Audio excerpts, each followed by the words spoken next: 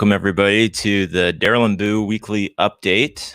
I'm Buu, and this is Daryl. We are live to you today from not only YouTube, but on LinkedIn as well. And so normally I actually broadcast the Boo's Hour live streams over to LinkedIn. I think they want some of the more professional content. Not that myself and Daryl's weekly update is not professional, but some of that content we kind of peel off over to the YouTube side. But I thought because today is kind of the last stream of the year that we'll probably do, I thought it'd be cool to jump on LinkedIn as well, since I do have access to that.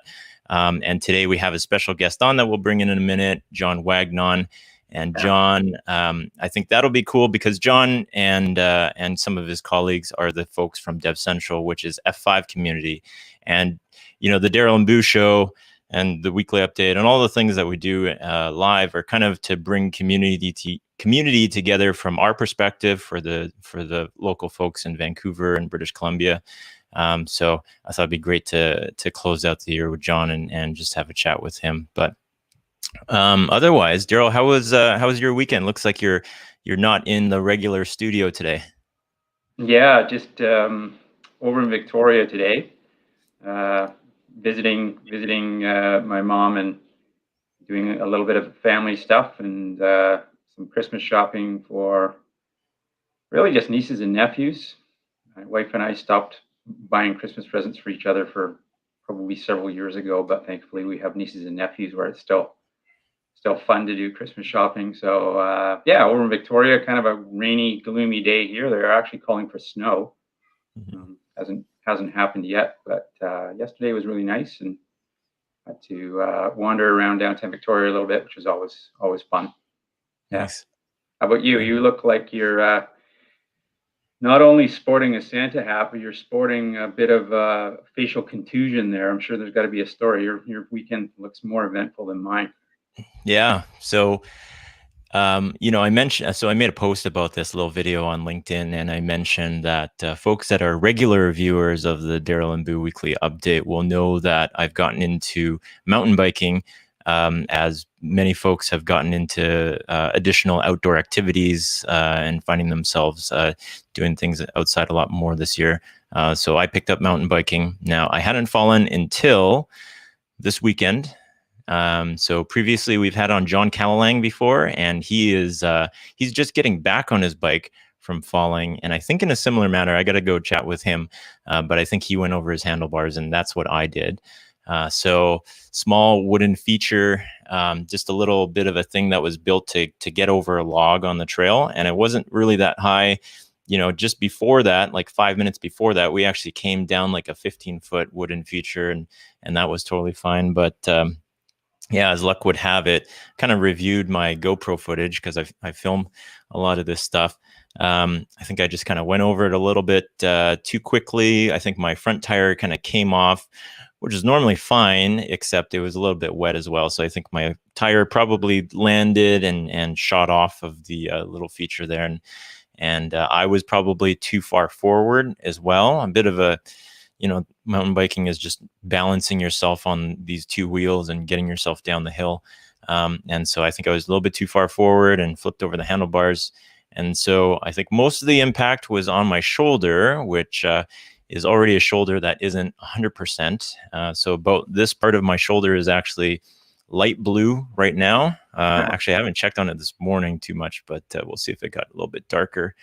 And then my face broke some of the impact as well. So I've got, let's see here. Yeah, it's a little bit swollen. I mean, looking at me from straight on, you can see a good outline. Yep. Fortunately, you had your helmet on. Otherwise, it could have been much, much worse, I'm sure.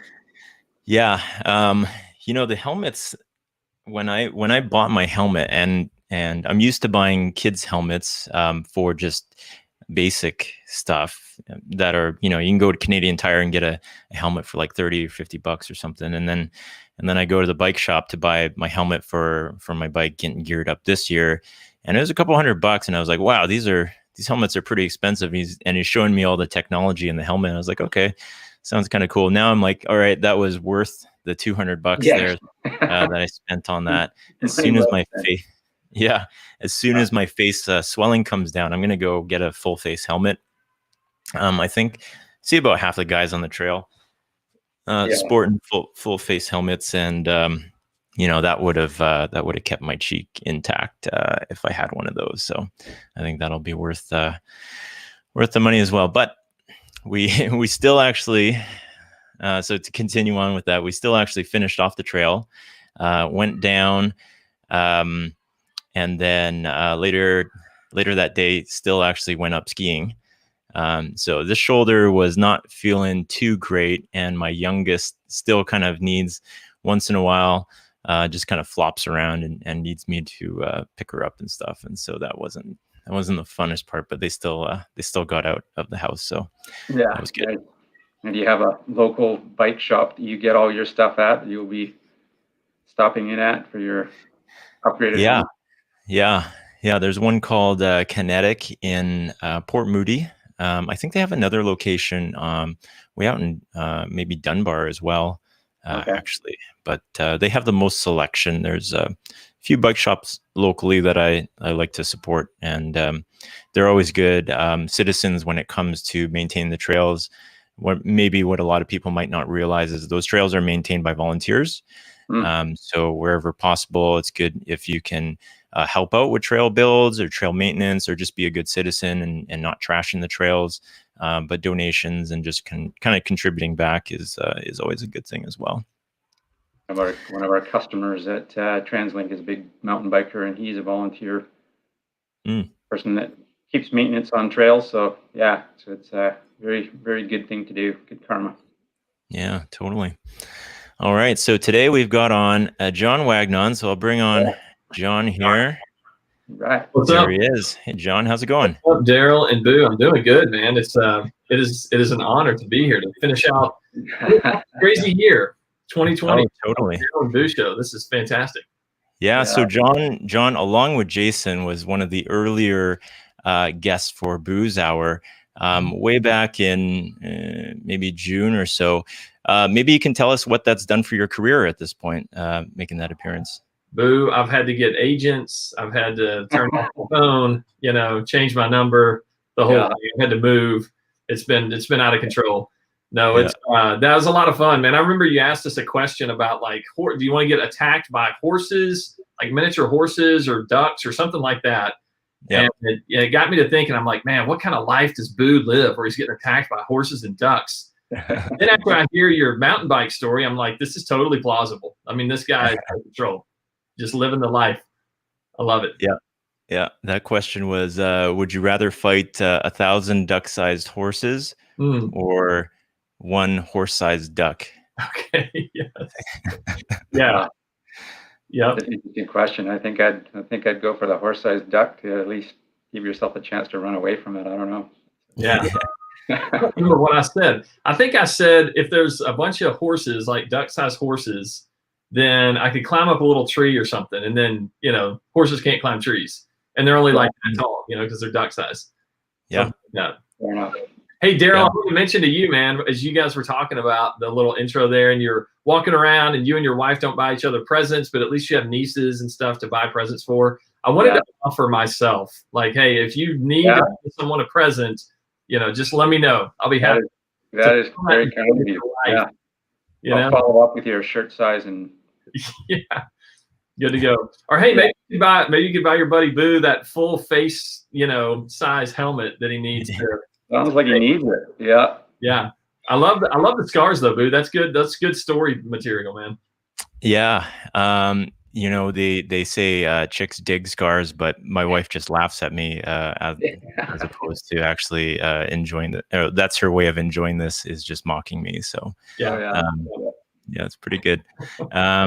So John, you addressed this year was a pretty crazy year, and from a Dev Central perspective, you guys really amped up what you guys were doing with the community. I noticed, like, you guys are engaging so much more with the community. A lot of what we do on here is actually inspired by you guys and how you guys engage with the F5 community as a whole.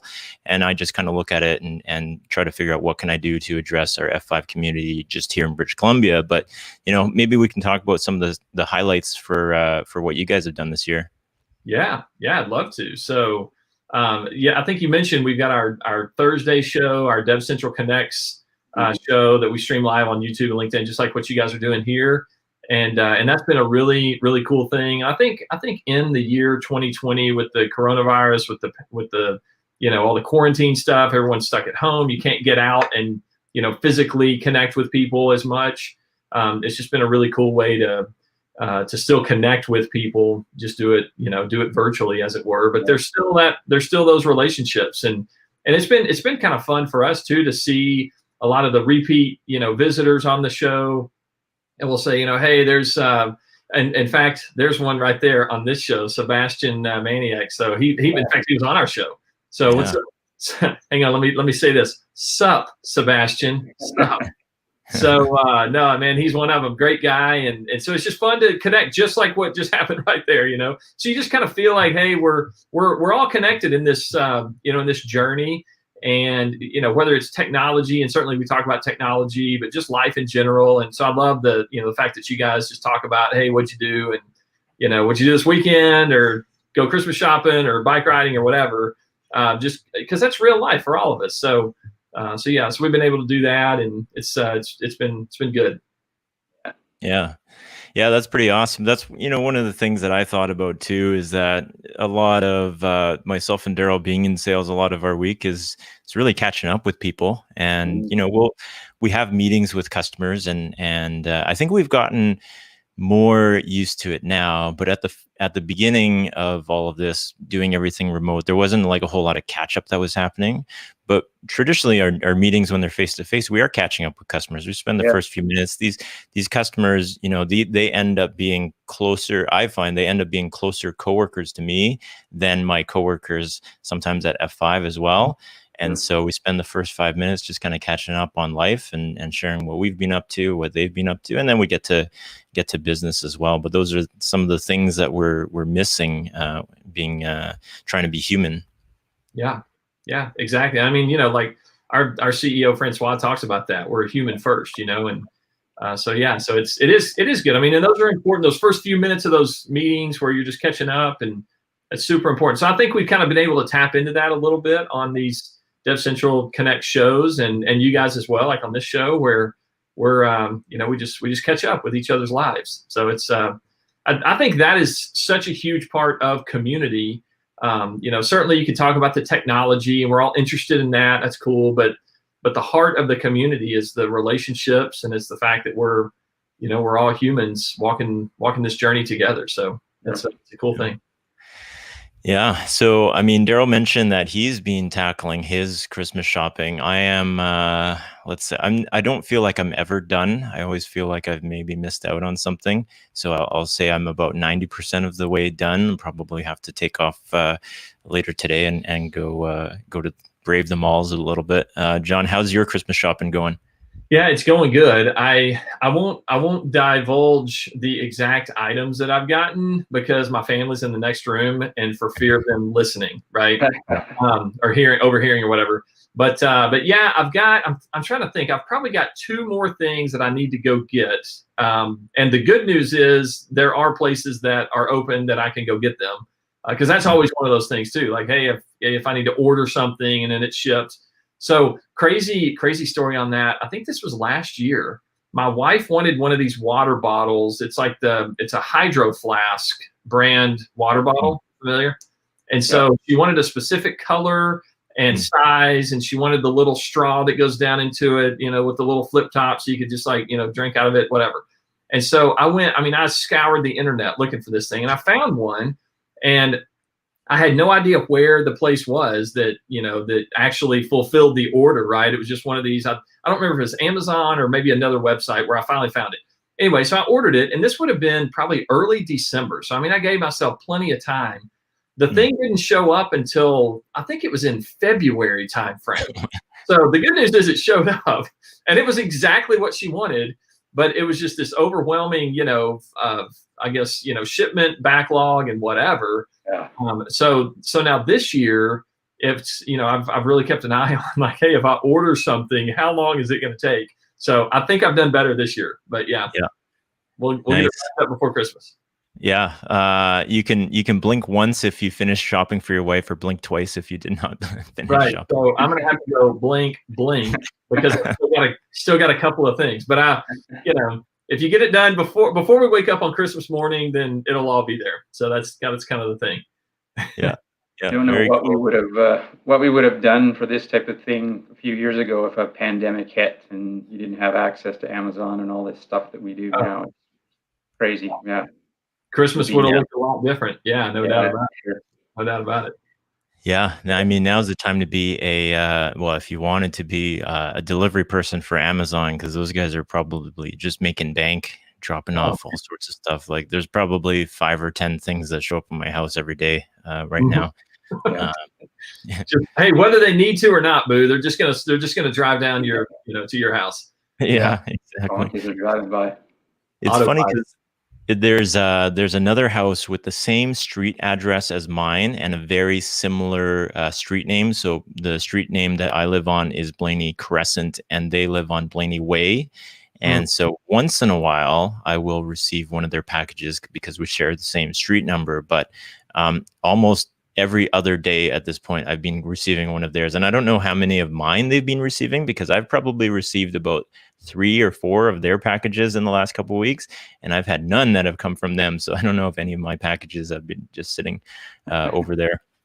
Wow.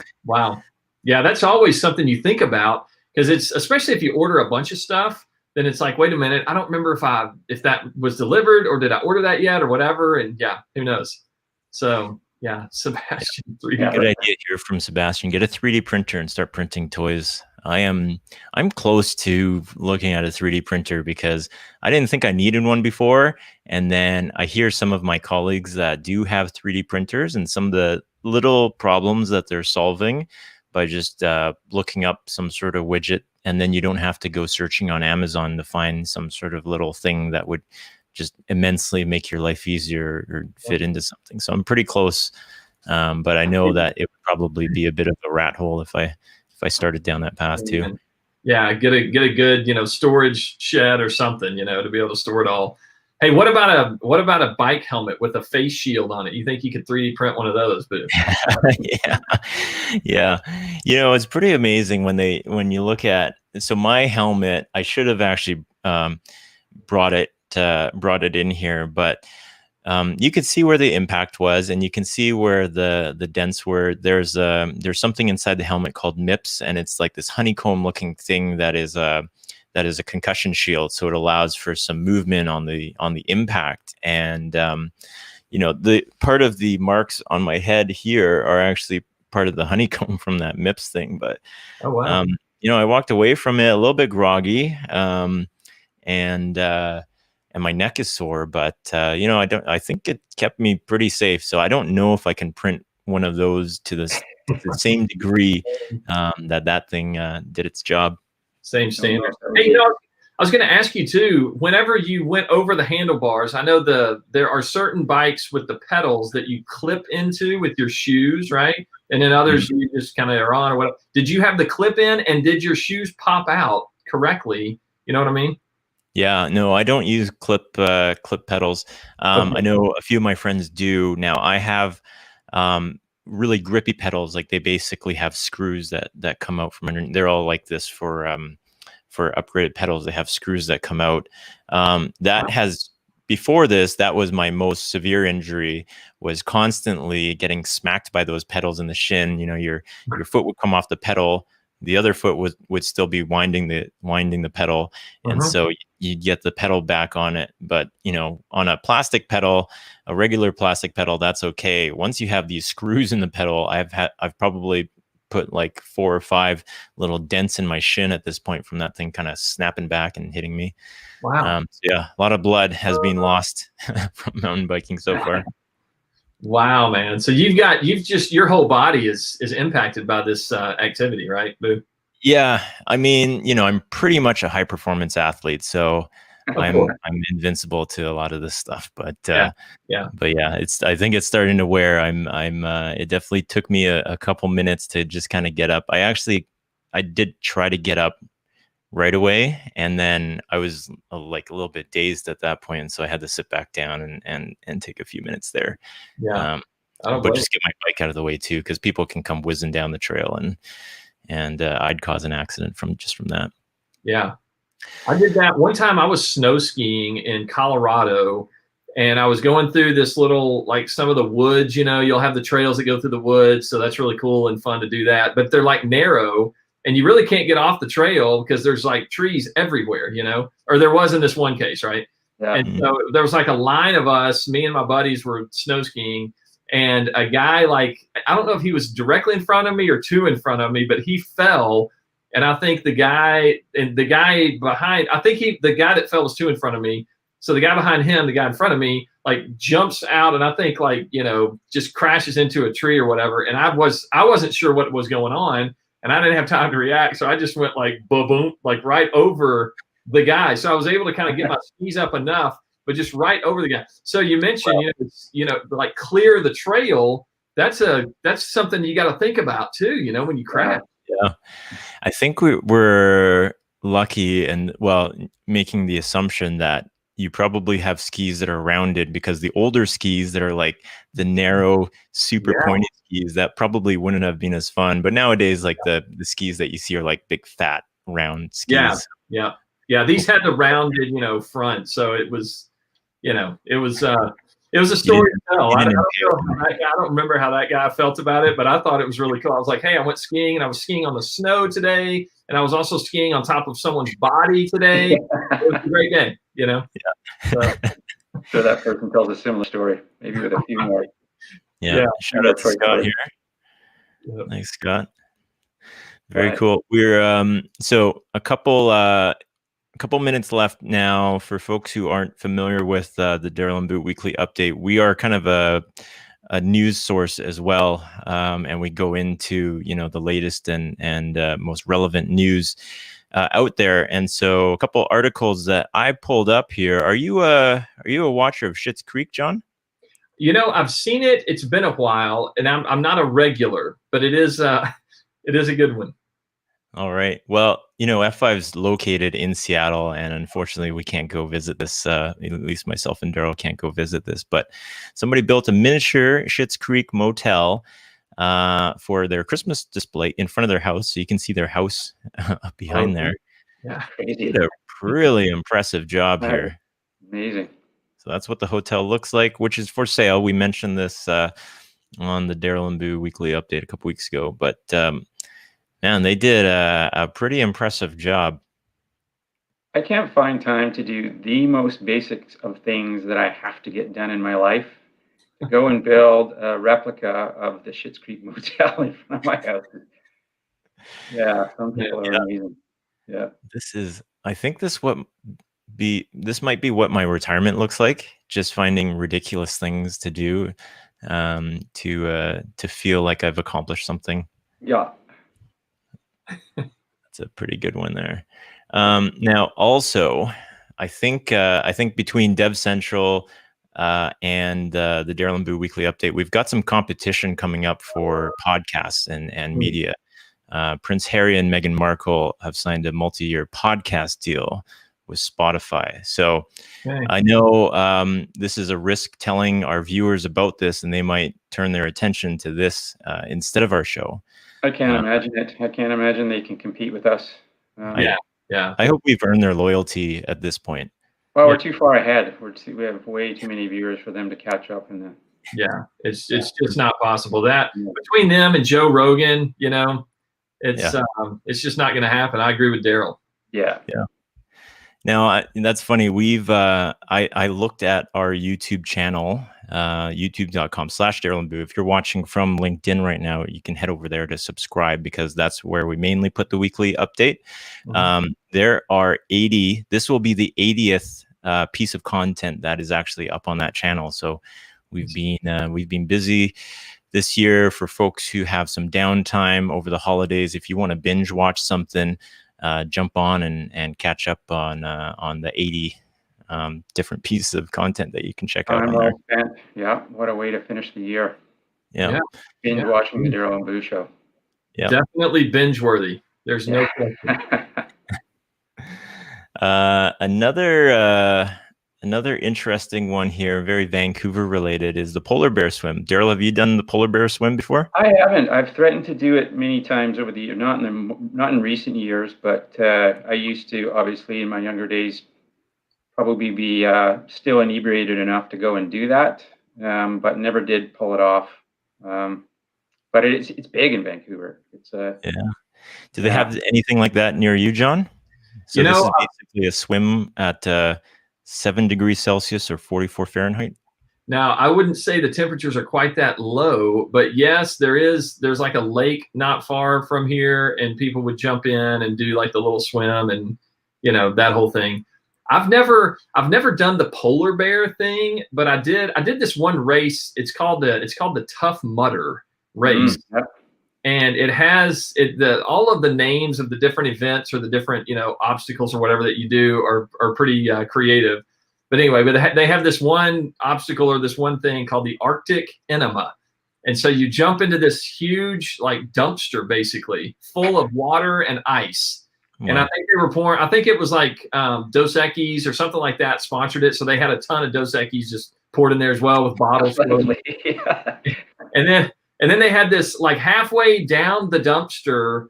Then they had this board that was like, you know, like submerged into the water down like about a foot or two, something like that. And so you had to dive into the dumpster on one end and then swim underneath the board and then back up the other side. So it forced you to get, you know, fully submerged. And that thing enough was like, wow, I felt like I had like little pin pricks all over my body from the cold. Wow. That's crazy. But you finished? I know I've never done it, but it's a big thing. They have one up in Whistler, and it's hugely popular here too. You managed to finish? I finished the thing, and it was a ton of fun. It was a lot of work. It's like a half marathon distance. Yeah, it's a long way. But it was a lot of fun. But that's kind of my polar plunge, you know, version or whatever. Very good. Yeah, that's pretty awesome. Well, this year, I mean, you could potentially participate in this one this year, John, if you wanted to, because they're doing it virtually, and they're encouraging folks to take a video of them jumping into their bathtub. Okay. The history of this is interesting. Actually, it began in 1920, so it's 100 years old at this point. Huh. So, pretty for you. Now, I guess with the bathtub, would people maybe cheat a little bit and turn on the hot water? You know, and quickly throw the ice cubes in before they melt. And yeah. Oh, it's so cold. Yeah. Why is this steaming? Nice. Yeah, that's cool. All right, so I think we are at 10:30 here Pacific time. So I'll sign us out here. Oh, we have a couple last comments here. We got one comment from Scott actually. Bucket challenge. Oh yeah, bucket challenge was great. Yeah. Good. Yeah, and Sebastian, you need to try a Go Ruck next. Go Ruck, Stebby. Yeah, I'll have to put that on the list, man. Yeah, I always like to do something to kind of challenge and have something to work toward. You know, it's good stuff. Yeah, very cool. All right. That was a good time. Thanks, John, for jumping on. Daryl and Buu, it's always a pleasure, man. Thanks, John. Our own F5 celebrity on for the end of the year. Yeah. Thank you very much. Hey, happy to do it, man. Love to join you guys. All right. Awesome. So folks who are on LinkedIn right now, go check out the YouTube channel, hit subscribe on that. I'm hoping to release one more piece of just recorded content before the end of the year, and otherwise more stuff planned for 2021, which should be good. And, you know, once we can get outside and do more stuff outside, I'll kind of kick up our little videos from our adventures in the field. So looking forward to that. All right. Thanks a lot, folks. Happy holidays, everyone. All righty. Thanks for checking this out today. If you're watching via YouTube right now, go ahead and click subscribe down below. Also click the bell for notifications. That way you will find out when we are dropping a new video or when we're going live. Also, there's darylandbuu.com. If you head over to that, leave your name and email address, we will drop a weekly technical newsletter in your inbox every Monday. Also, this is available via podcast, Apple, Google, Spotify. Head over to one of those, hit subscribe, and you'll be able to listen to us in the car on your commute or during a walk or a run. Thank you very much, and we will see you next time.